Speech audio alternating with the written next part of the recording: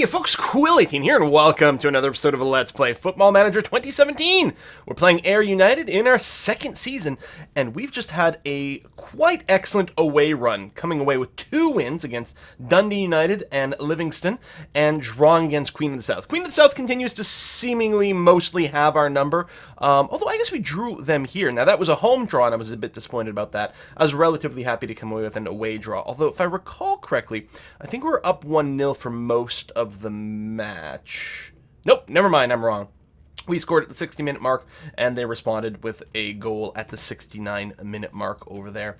Overall, I'm very, very, very happy about that. I mean, coming away from 3 away games without a single loss is great. Now, Dundee and Livingston were a little bit lower down the ranks. Livingston, the 10th rated team, Dundee, the 7th. So I'm, generally okay with that. I have to say, I actually played the Livingston game twice. The first time through, someone got injured, right at the end of the match, after I'd used the 3 substitutes. So I hit the button, I let them stay on for a little bit longer, but then I was like, you know what, we're already ahead, I'm going to take them off because I think we were 2-1. I'm going to take them off to just make sure they don't get injured worse, and we'll probably be okay. And I took them off, I think, just as full-time hit, and I kind of soft-locked the game where it was, waiting for the next highlight, but it also told me the game was at full time. And I think it was maybe still thinking I was making some sort of tactical change or something like that. I'd looked online, and a few people had experienced somewhat similar hangs there. And a few suggestions go ahead and, go on holiday. That was grayed out. There was nothing I could do, apparently, other than just Alt F4 out of it, which is a little bit disappointing because we had the win. It turns out, on the next play, we won as well. In fact, slightly better with a 2-0. But I wanted to tell you guys about that as a full disclosure kind of thing, that we played that Livingston game twice. Anyway, today, it is Boxing Day. It is December 26th, the day after Christmas. We've got a home game against Kilmarnock. This is our local opposition here. Just again, their town something like 20 miles away from Ayr over here, so lots of local, local rivals, I guess you would say it. These are people who were in the Premier League and have dropped down to the Championship League and aren't doing stupendously well. Well, actually, okay, they're in 3rd. Don't get me wrong, they're doing okay. I hadn't realized that St. Mirren had actually dipped down in our 3 away matches. That's quite interesting. So we've got a little bit of a gap between ourselves and 3rd place. That's great. We're 2nd overall. But yeah, Kilmarnock is in 3rd, playing at home, and again, sort of classic old-timey rivals over here. So hopefully we can do well. We're also going to have to talk about trades soon, because if we go ahead and take a look at the event schedule, the transfer window is opening on January the 2nd. Most of what I'm hunting around for right now, and I've actually got a couple of contracts open for negotiation, is to get a sort of a backup central defender, or just general defender overall, because we really don't have anyone else who can really sub in a defender role. We've got a couple of people, like Tony Ralston and Nicky Devlin can sort of do the middle bits, but they're not as good as being on the right flank. And so if we can get someone else in rotation, doesn't have to be another starter, but someone else in the rotation here for the central defender, I think that would be a good idea. Just someone else that we can sub in. So I'm hunting around for that. Other than that, I'm mostly pretty happy. Again, strikers, we keep sort of alternating between Jamie Thomas and Tom Pope, so that neither one of them get too upset about not starting often enough. And again, I'm bringing Craig McGuffey a little bit later on to see if he can swing past through things. He hasn't actually scored in a little bit. He's been, I don't think so, at 9 goals. I'm trying to remember. Hold on. I'm trying to remember. Maybe he did score in the away matches. I'm just getting confused about things. But as usual, our scores are coming from all over. You can see Jamie Thomas at 7, Vincent LeBaron at 7. He's been continuing to deliver. Gary Fraser at 6, couple from Ryan Stevenson. I still love the fact that our goals can come from basically anywhere, and we're totally unpredictable, which is fantastic. So anyway, we're going to keep that up. Again, Craig McGuffey doesn't have a ton of stamina, so even if I started him, he'd get subbed out early. So instead, I just put him in late and hope that he can rush. He did finish learning the knocks ball past opponent trait, which I think is going to help him dramatically. He just learned that. He hasn't actually played a game with that at all. My scout suggested... I thought we suggested something else. Must improve first touch. I don't know. I still think raising his stamina is going to be important here.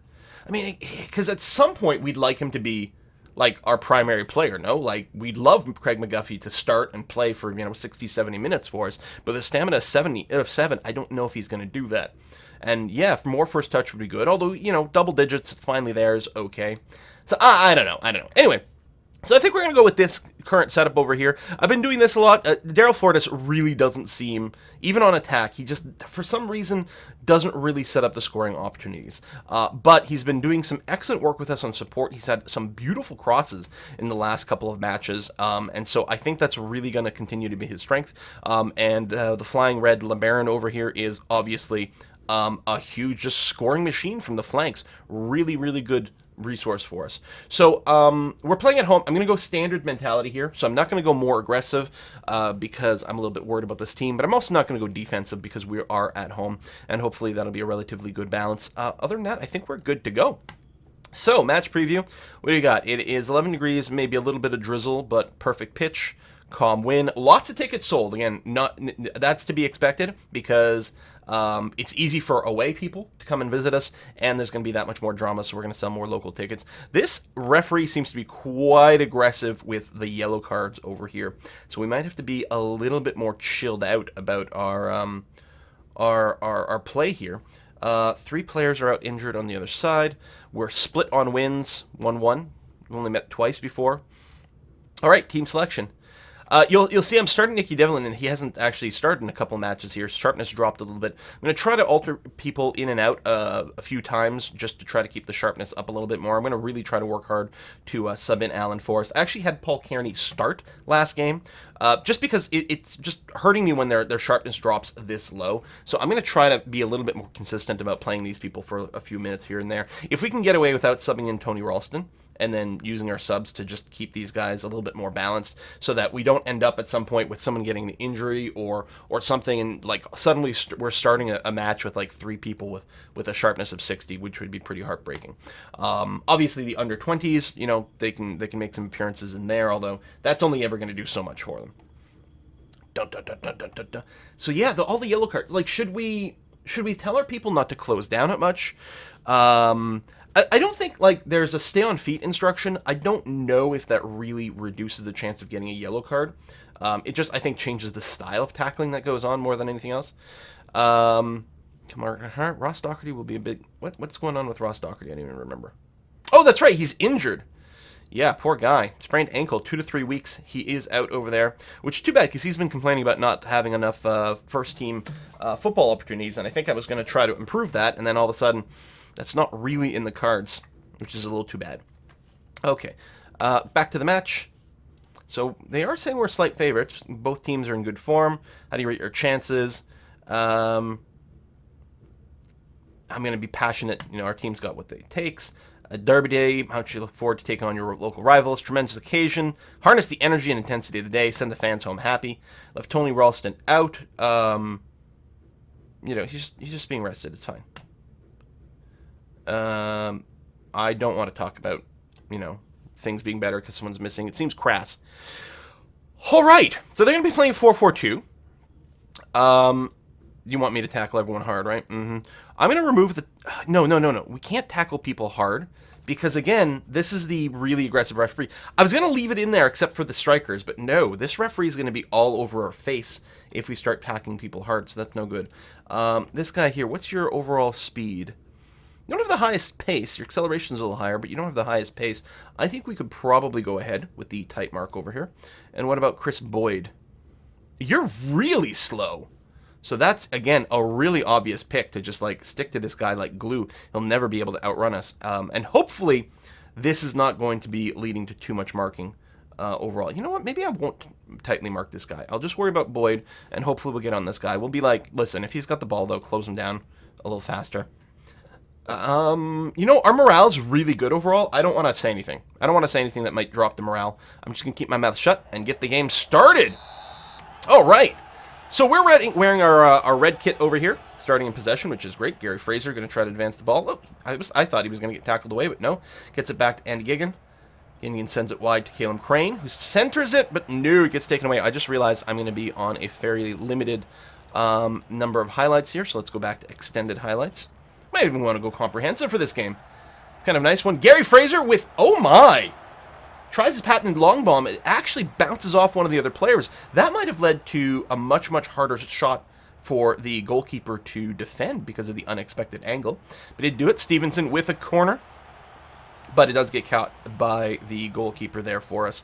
So what's our possession? 2 shots on so far, 62 to 38 possession, 18 minutes in. That's actually pretty good at this point. That's a good enough sign for the stats. 74% pass completion to their 58%. So it feels like there's 2 aspects here. It feels like our offensive game is on point, but also our defensive game seems to be on point as well. Or maybe it's just that Kilmarnock is having a bit of a hard time. But of course, we know just one shot is all it takes. And that's like a pretty dangerous long bomb there. Okay, it goes well over the goal to a goal kick so that we can restart our offense. Overall, liking the statistics, I mean, our ratings are about the same for both teams. Ryan Stevenson getting tired pretty fast here. Ryan Stevenson has scored on a free kick. Oh, no, that was in the game that got reset. That's why he's still only at 2 goals overall. So in the game I told you about, I had to like Alt F4 because the game got jammed. Ryan Stevenson scored a beautiful, beautiful goal from a free kick. And actually the same game I think had one of the sexiest sort of crosses from Daryl Fortis to, I think, to Tom Pope in that one. Making me feel really good about like starting that striker, and then, you know, that game got reverted and I don't actually remember what happened in the end. Real shame. Nicky Devlin just tries to knock the ball into the box from the center field. Seems a little bit of an odd decision, but all right. 28 minutes in, 5-1 on shots, 60% possession, looking good. Offside by Chris Boyd on the other side, gets us an aggression or an offense again. Flying Red LeBaron. Yeah, these guys, I think they're playing a very defensive position, I think is what's going on. They're really locking it down. Going to make it hard for us to get there. I suspect it's going to be something like a shot from Gary Fraser from, you know, about 25 yards away or something like that, that results in us breaking this open with 1-0. We'll see how it goes.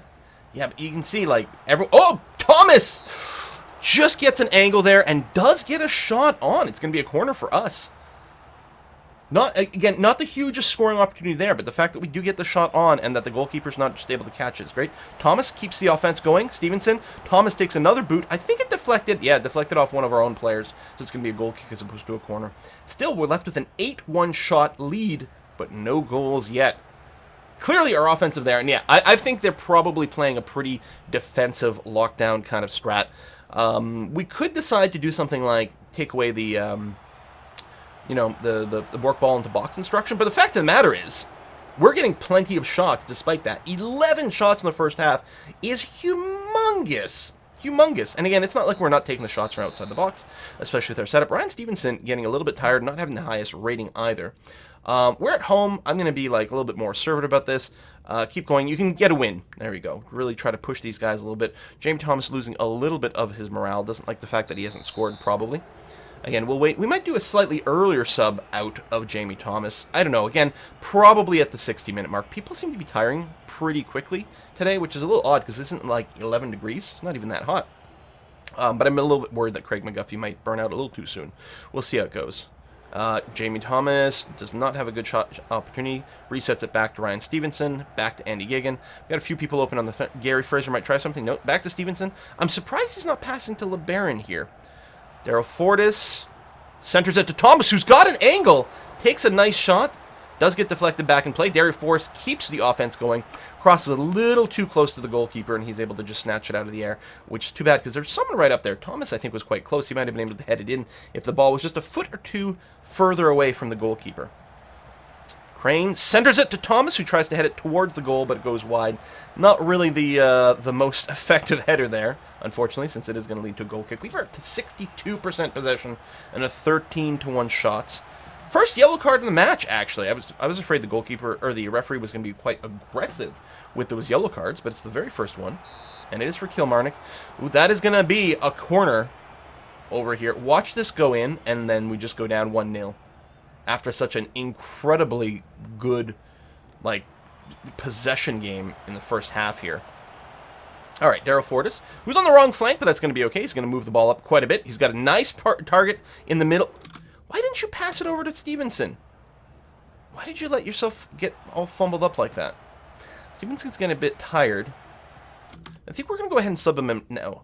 I'm going to leave Jamie Thomas in here for just a little bit longer here.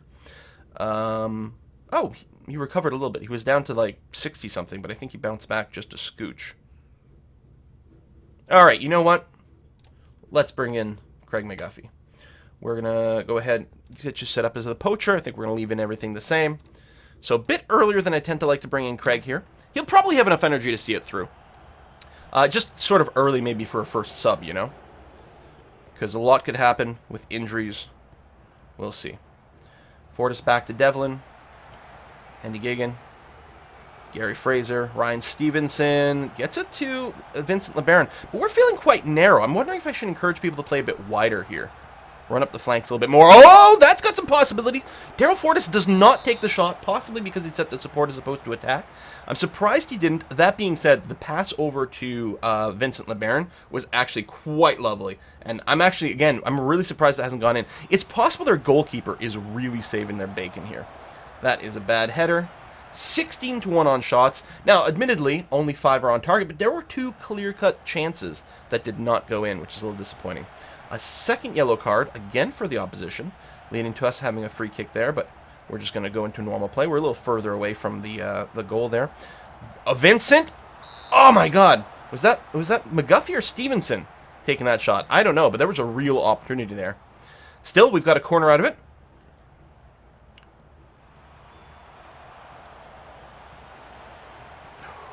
Can't even talk. There's too much drama. Nicky Devlin, who's hanging back. Excellent. Keeps the play going here. Okay, we're gonna go.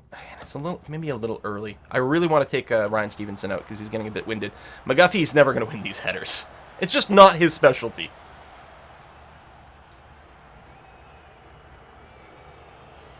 Which makes me think, actually, you know what? While McGuffey's in here, I'm gonna encourage more of like whipped crosses, so they're not quite as high up.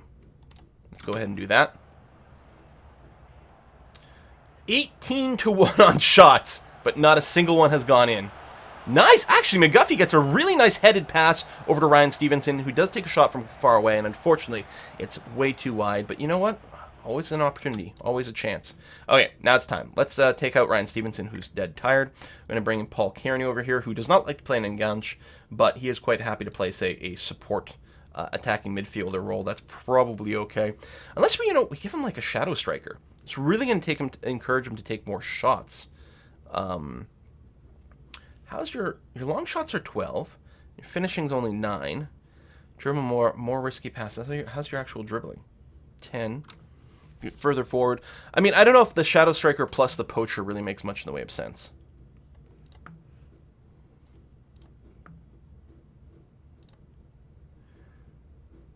The playmaker might make the most sense. Good first touch, excellent passing.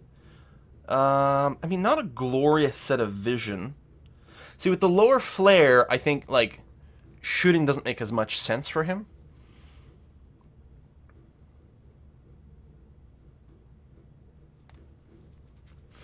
Okay, you know what? We've been so good offensively. Let's actually be a little bit more explicit and a little bit more...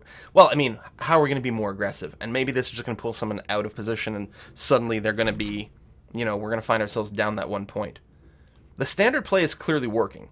We're not giving up very many opportunities, and we're creating very many opportunities. So, you know what? We're going to leave that in there. So we'll bring in Paul Kearney as an advanced playmaker, kind of a support role. He'll still take plenty of shots. It's going to be okay. We'll probably do one more sub. It might have to be a midfield over here because Gary Fraser's getting a little bit tired. Again, I would like to bring in, and I might still bring in Alan Forrest because his sharpness could use a little bit of a bump up. I mean, it does mean he's not going to be playing as well this time, but it might fit in well still to like get more and more fresh legs up front because someone's got to sneak in a goal. I mean, come on, 19-1 on shots. Again, we haven't really gone up much higher on the... Whoa! Big foul there! Second yellow card. He is now off. Okay, well, as soon as we can make a tactical change again, we were absolutely going to go to a more offensive stance. My God. Okay, control. I mean, not full-out attack. Control is going to be okay. And we'll give it another 5 minutes and then probably bring in Alan Forrest at that point. And we've only even drawn 6 fouls. Like, Kilmarnock has been playing super aggro here. All right, that is a terrible free kick attempt by Daryl Fortis. Very disappointing. So yeah, give it a few more minutes. Craig McGuffey getting an offside is not going to be terribly surprising, as Poacher is going to be at a higher risk of finding himself offside quite a bit. Interesting little reset there. By going to control, we are encouraging a higher tempo game, a lot less delaying of efforts, although you wouldn't know it by what just happened there. But I mean, there's still there's still going to be over 20 minutes actually left to the game here with the extra time. Craig McGuffey a little too far back to do something. Daryl Fortis, oh, nice! I love the angle on Vincent LeBaron. Unfortunately, he doesn't take the shot, I think, maybe as early as he could to be a real threat, but it's still going to lead to a corner. 21 shots on. That did count on target. Andy Gigan taking the corner. It was actually not the most terrible of corners there, but none of my players make a move for it. Okay, let's go. Now, we do have Gary Fraser very tired. Daryl Fortis not as tired, so maybe it doesn't make sense to bring in Alan Forrest after all. I think it makes sense to freshen up our midfield. Again, we've only got the 2 midfielders. It's that much more important that they're fresh. In addition to that, we need them to really be able to connect up the play. I think we'll bring in Robbie Crawford, who's really lacking in sharpness as well. That's going to be okay. Do we want him to be a box-to-box midfielder? He's quite happy in that role. I don't think we need a deep-lying playmaker, although it would encourage us to sort of move the ball up the middle as opposed to the flanks. Is there anything else I can do? Again, we're taking a ton of shots. We can even encourage more, like, look for overlap. Like, maybe we're just looking for shot quality at this point. Although, with only 13 minutes left, I'm sort of leery about doing anything that might slow down our shooting chances. Again, it's clearly we're doing pretty well. So why would I make the changes? Clearly we're doing well. We're not getting a result, but we're doing well. All the stats are super in our favor, and something's got to go in at some point. Let's do it. 21-1 on shots. How is this being 0-0? It's not like their defense is shutting us out. I mean, it's possible the defense is applying enough pressure that we're not finding the super high-quality shots. LeBaron centers to Craig McGuffey. Oh, he gets tripped up a little bit there. No call by the referee. Daryl Magatt keeps it in our hands, or rather our feet. Gets it up to Gary Fraser. Bumps it up to Vincent LeBaron. Back to Crane. Crane's got a few passing targets. I was going to say Fraser's open there. He hasn't been subbed yet. LeBaron back to Crane. Crane's trying to move it up and fails to pass into the middle, but gets his feet back on it. Fraser gets it over the Pell Kearney. Kearney to McGuffey. McGuffey, oh! The shot, again, his shooting skills not quite as high as we would like. That's part of the reason that he's supposed to be playing in a poacher role. All right, Fraser is out. Crawford comes in.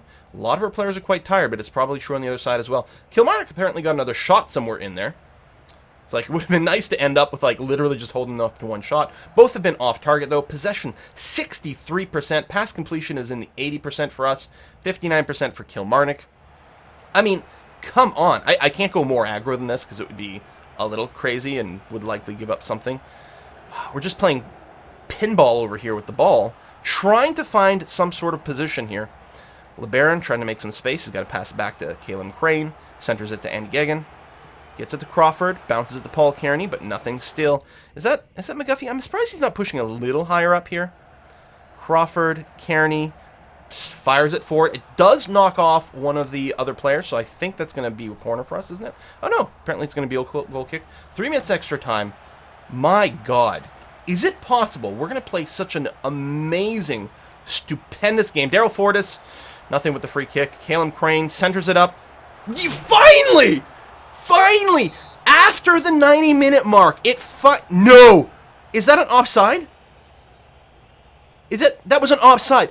Are you kidding me? What is going on today? How on earth are we not going to get this in here? I mean, we're about to get the whistle any second. There it is. Full-time, 0-0. 25-2 on the shot. I mean, yeah, I have to say, like, it feels like we mostly got unlucky there. I'm not going to say I'm happy with the performance exactly. I'm just going to be kind of cautious and say, you were unlucky today because what the hell? That was a dominating performance. How did we not score a goal? I mean, so that might be a sign of, like, not bringing in the strikers to the appropriate way. But, I mean, no one's had a particularly good game. I mean, Jesus, it was 10-man Kilmarnock in the end there. McGuffey, goal drought. He hasn't scored in a little while, apparently. Can we find, like, his match history in here? I mean, that's career stats. Like, I want to know what he's done in the last few showing. Form? Yeah, there we go. Poacher. So you can see all the games that he's played. And pass. Wait, where's the goal? Goals over here. Yeah, he hasn't scored in ages. So his performance where he's been scoring was quite early on, but it hasn't come up since then. Is it possible that he was scoring more when we were doing the two-striker composition? I suspect that might be the case. I suspect Craig may actually need to be paired up with a target man for that 1-2 punch, and he may simply not be executing. I hadn't realized that he hadn't scored in that long. You can see. So that game he came in quite late. But other than that, like we're being pretty solid with the idea of bringing him in for approximately 30-ish minutes of play. So, I think that's fine. He's playing about half the time of another striker, but he's got that low stamina. I mean, the longer he plays, obviously the more opportunity he's going to have to score, but it's not like his rating's been that good. It's actually been quite poor lately. What's he averaging? 6.62. Yeah, I think that in this configuration, which has been doing well for us overall, right? Clearly, if you look at our schedule, right? We've been doing well with the 4-2-3-1 wide. But Craig has not. Again,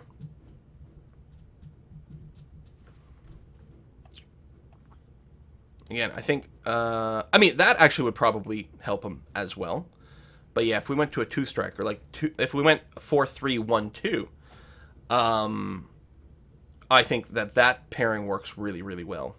But I'm not going to change the tactic just to fit him. I think we might sit him for a bit. I don't know. I think we might do Tom Pope. Now, when the trading period opens, I'm sure, because last time we got a ton of offers for Craig McGuffey, and I'm sure we're going to get a bunch more again. There's a possibility, if the offer's high enough, there's a possibility we sell Craig McGuffey. Because our club is always needing some money. I mean, our finances, we're still in the hole. We're £500,000 in the hole overall. Now, we're going to get a bunch of money at the end of the season. I mean, I'm under budget personally, which is okay, but, the club could still use some stuff. And it's not like we don't have high-quality strikers. We really do. Jamie Thomas has actually been doing pretty well for his appearances. Wow. That's a lot of little things for Paddy Boyle. I think we had offered, because he's not getting a ton of play, I think we had offered to trade him off at some point. I mean, his rating's been really good, but he just hasn't been playing much. We don't need him in that left defender role because Caleb Crane's so good, so that's really what we're looking for. Yeah, I don't know, folks. I don't know. But, I mean, you can't be too emotionally attached. We've raised him up. We've gotten him some good performance. If he's going to get... Because what's his history? Like, how do we pick him up? I think... doesn't say. We just picked him up, like... How do we get him?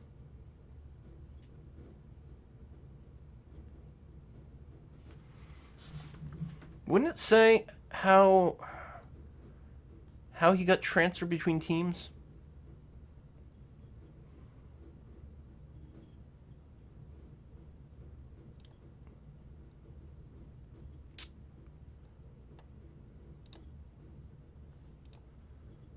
I don't remember how he joined us. But if we can get over £100 for him, or £100,000 for him, which I don't know if we're going to get those kinds of offers, but it may be worth doing at that point. Even though it kind of hurt, but we have to be kind of practical about things. And yeah, I don't think the poacher works. The other thing we could do is here's an idea. We could try out him as a false 9 in this composition. Because let's do a comparison here, right? So if we go poacher, obviously he's going to be quite far forward. And his instructions are fewer risky passes, get further forward.